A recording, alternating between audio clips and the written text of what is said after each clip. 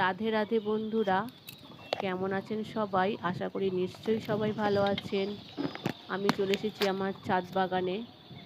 আজ আমি আপনাদেরকে আমার বেল গাছগুলো দেখাচ্ছি। টবে আমি বেল গাছ লাগিয়েছি। বেল গাছগুলো কত ঝাঁকড়ালো হয়েছে দেখুন, ভর্তি পাতা হয়েছে। আমি কিন্তু পুজোর জন্য সমস্ত পাতা কিন্তু এই গাছ থেকেই নেই। বেল পাতার জন্য আমার কোথাও যেতে হয় না।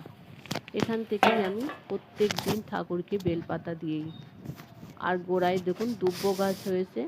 একটা দুব্ব গাছ কিন্তু আমি তুলে ফেলি না, সব দুব্বগুলো আমি ঠাকুরকে দিই। প্রতিদিন আমার ঠাকুরের জন্য দুব্ব, বেলপাতা, তুলসী পাতা লাগে। আমি কিন্তু সব ছাদ থেকেই নেই। অনেকগুলো তুলসীর গাছ হয়েছে, তার থেকে তুলসীর পাতা তুলি। দেখুন ছাদে আসলে আমার কত কিছু পুজোর জোগাড় হয়ে যায়। কটা শসা গাছ করেছি, সেখান থেকে আমি শসা দুটো তিনটে করে নিয়ে নিই। আর ফুল তো প্রচুর ফুল, 6-7 রকম করে ফুল আমি এই ছাদ থেকে নেই। আর বেলপাতাগুলোও নিয়ে নেই, তুলসীর পাতাগুলোও এখান থেকে নিয়ে নেই। কত ভালো লাগে বলুন ছাদের থেকে সব কিছু নিতে। কোথাও যেতে হয় না ফুল, বেলপাতা, তুলসীর পাতার জন্য, দুর্বার জন্য। ছাদে উঠলেই সব পেয়ে যাচ্ছি।